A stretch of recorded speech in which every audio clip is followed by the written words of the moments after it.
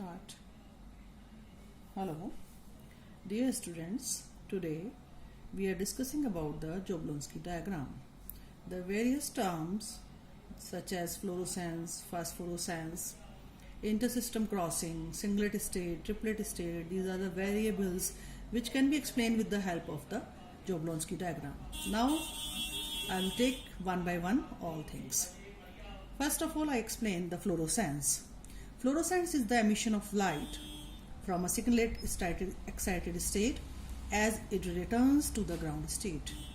It is opposite to the lowest energy singlet light absorption, and the non-dissociative chemical reactions are most probable in long-lived excited states. It has a smaller lifetime as compared to the phosphorescence. Fluorescence is simply the transition of the electrons from S1 to S0 state. Next one is phosphorescence. Phosphorescence is the emission of light from a triplet state. It returns to the ground state.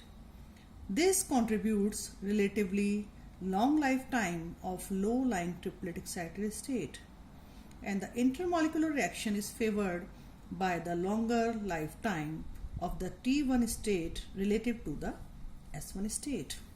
So the phosphorescence is simply the transition of electrons from T1 state to S0 state. Now the next point is the intersystem crossing. The intersystem crossing is formally a spin forbidden process.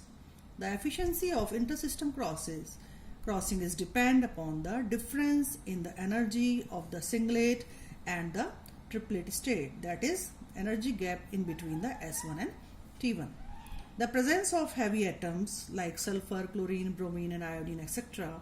in a molecule enhance the intersystem crossing efficiency. Benzophenone shows the intersystem crossing efficiency with 100% and butadiene is only 0%. It is because of the difference between the S1 and T1 is 5 kilocalorie per mole for benzophenone and 47 to 64 kilocalorie per mole for the butadiene. Greater the gap in between the S1 and T1, lesser will be the feasibility, so that the benzophenone has the 100% feasibility, whereas butadiene has the 0% feasibility of the intersystem crossing. And next, basics of photochemistry topic is energy transfer. This method involves the transfer of excitation energy from an electronically excited molecule to the ground state of the another molecule. The mechanism of the energy transfer is as follows.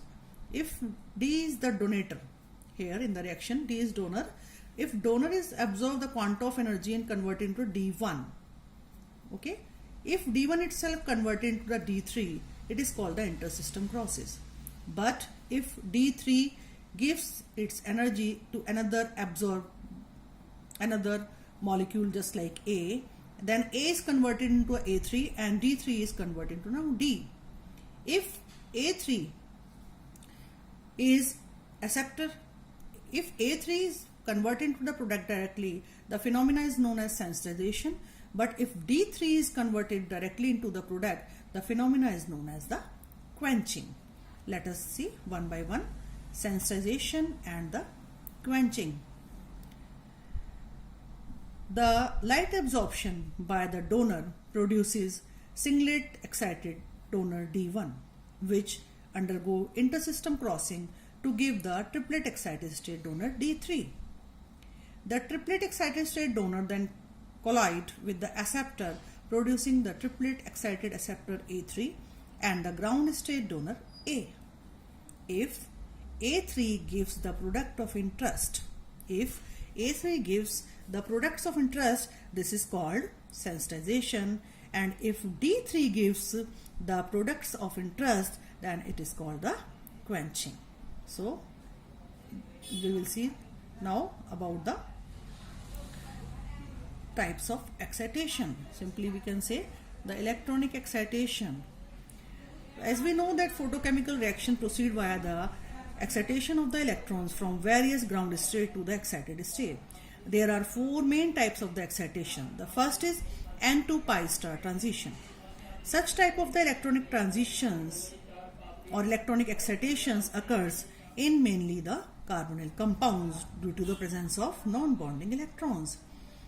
Second, N to pi star. Such type of the electronic transitions or excitations occurs mainly in the alkanes due to the presence of only single bond. And third one is pi to pi star. Such type of the electronic transition or excitation occurs mainly in alkenes and alkynes due to the presence of only pi bonds. And last one, sigma to sigma star. It is found very rare due to the maximum energy gap and may found in the alkanes. And the feasibility order of these excitations levels is N to pi star is maximum, then pi to pi star, then N to sigma star, and last one is sigma to sigma star. And according to the gap of the energy level, lesser the gap in between two level, more is the feasibility. This is the base of this feasibility order. This is furthermore explained we can with the help of the diagram. Now we will see the diagram which tells us about the types of excitation. As we see in this, the pi bond, sigma bond, non-bonding electrons, pi star anti-bonding, and sigma star anti-bonding. So we will see now we can see in this diagram the N to pi star has the minimum energy gap, whereas the sigma to sigma star has the maximum energy gap. So therefore the N to pi star has the maximum feasibility, whereas sigma to sigma star has the minimum feasibility for the photochemical reactions. And today's last topic is quantum efficiency. What is quantum efficiency? This is for one of the most important terminology of quantum yield, which is utilized during the measurement of the various photochemical reaction. It is defined as the ratio at which the molecule undergo a given event per photons absorbs per unit time. It is defined as the ratio at which the molecule undergo a given event per photons absorbs per unit time. It is denoted by phi, and it is very important term which is used in the photochemistry. And what is phi? Therefore, the phi is equal to the number of electrons excited in a minute upon total number of the electrons which involved in a reaction. So I hope that today's lecture is effective for you, and thank you very much.